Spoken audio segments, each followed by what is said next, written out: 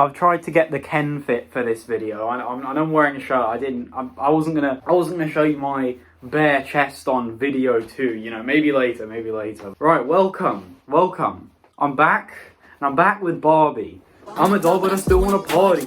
I haven't really planned this video. I planned the last video, but I do have thoughts. I do have thoughts on Barbie. For people who haven't seen Barbie, it's a movie about Barbie, but then it turns out to be feminist. Going from complete, like, perfect body image Barbie to then the conclusion is very accepting. Like, you can be whichever type of woman you are, and women in society have it very tough, and we accept that. I walked out of the cinema feeling like this was a successful job at portraying that message, especially for it to be in the biggest movie of the year, to have like the silly Barbie premise and then have a really serious feminist message. I thought that was genius. But the more that I thought about it, I kind of realized that the movie wasn't as successful as I thought it was. And I think it comes down to the fact that, I'm going to use a quote from one of my favorite rappers, J. Cole. He says, "What is the point of you preaching a message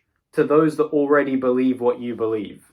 And I think this is the problem with the Barbie movie, is that people like me, who are already feminist, and women who I would hope would want to be treated equally to men, of course they're going to like this movie, because it has that message. It makes women feel empowered, it makes them feel accepted by society for who they are, and all of their thoughts about their position are expressed through America Ferrera's speech, where she outlines the complicated position of women, and, you know, it's a very overtly feminist film. But I feel like a lot of these things that the movie's saying aren't necessarily new concepts. A feminist audience already knows all this stuff, already recognizes the issues of workplace mistreatment, societal inequality, and they want things to change.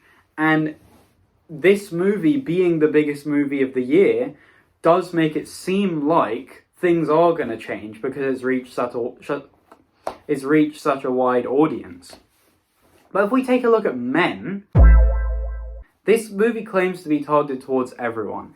In one of the trailers, it has that section where it says, if you love Barbie, you'll like this movie. If you hate Barbie, you'll like this movie. Already preparing for the apathetic male response from the movie. But I don't think that was enough for the movie to truly gather a male audience. I think the Barbenheimer thing did more to get a male audience for Barbie than actually Barbie's own promotion did. If Barbie had come out and Oppenheimer didn't come out, then Barbie would have come out and it might not have got the same. So then we take a look at these men who don't want to watch this girly movie. I'm not trying to say that these men are super, like, conservative women haters who, you know, want them to do the cooking and cleaning, and society isn't really like that anymore.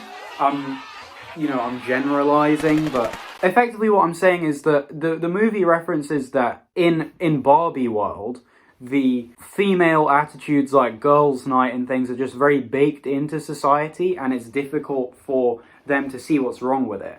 Take the example near the start of the movie where Ken tries to say at Barbie's house, and she goes, "No, sorry, it's girls' night. It's girls' night every night." That attitude of excluding men is just so baked into society that she doesn't even realize that there's anything wrong with it. Same thing with the average man in society these days. Sure, like, he can hear all of this feminist buzz and say, like, yeah, at the end of the day, it's not in men's interest to lower the position of women anymore. But some of those things, like, the average man doesn't know what it feels like to walk alone in a street and not feel safe. And the movie doesn't make any progress to making men feel more empathetic towards women. We're going to do a quick history lesson. When Barbie was first invented, the most marketable image for a woman was the patriarch, the male gaze, was the kind of perfect body figure, perfect expectation, is going to be the perfect housewife and stuff. That's why Barbie looks perfect in the original designs. Then it sold super well, and it was targeted towards women, and while that was happening, the Barbie toy effectively pigeonholes women into that group, makes them more girly and stuff, which is fine, when you're a child, but then when they grow older, then they don't get jobs and stuff, and you know they're not treated equally because they're like, you know, you should be a housewife because the men designed the toy, right? But now, obviously, things have changed. The most marketable image of women is not male beauty standards, but it is in fact the feminist view. The complicated position of women, the issues surrounding women, that's what's marketable these days.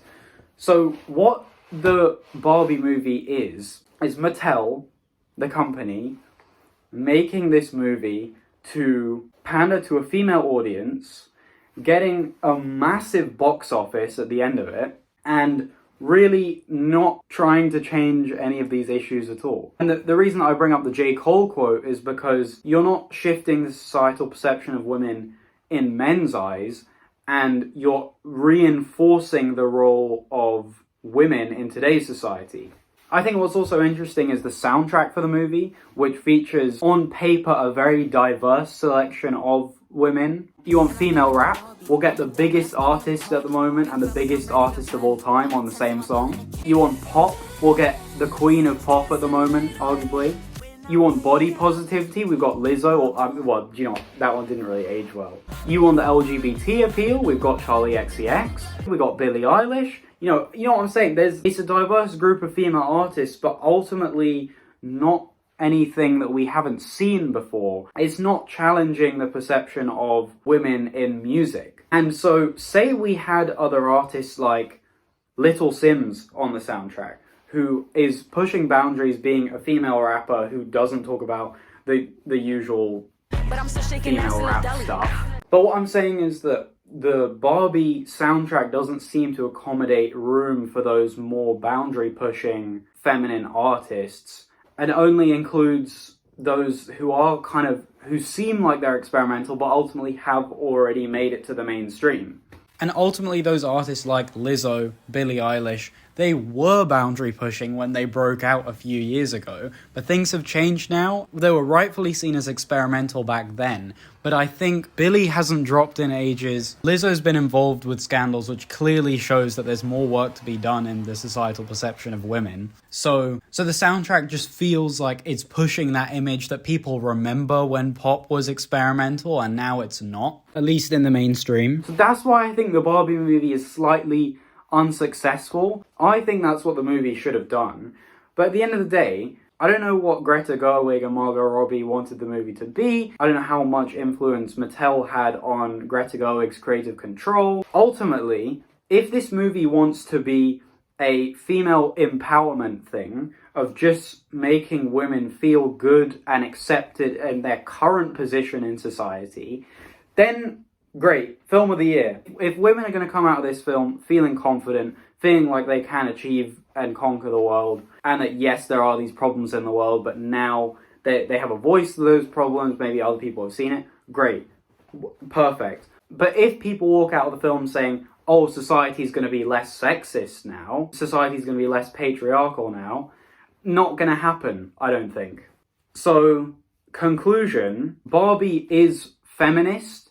It's just the movie has a very palatable definition of feminism. It's just not offering any new perspectives. It's ones that have been floating around. But because the biggest movie of the year is about feminism, and credit to Margot Robbie, Greta Gerwig, the whole team for coming up with this idea, because it is quite subversive. But it's a very flashy movie, and ultimately, I think people get caught up in the image of feminism that the movie's portraying rather than actually being feminist. But remember, this is just a perspective on the internet, so don't take my word as gospel, don't hate me, don't love me, just use this to add to your own perspective of life, basically. But yeah, keep thinking about movies. Never cared about being immortalized. How can I stand with the ops and not with the tribe? They say you were dreaming and want you to glorify. Got a rude awakening by ignoring up all the signs.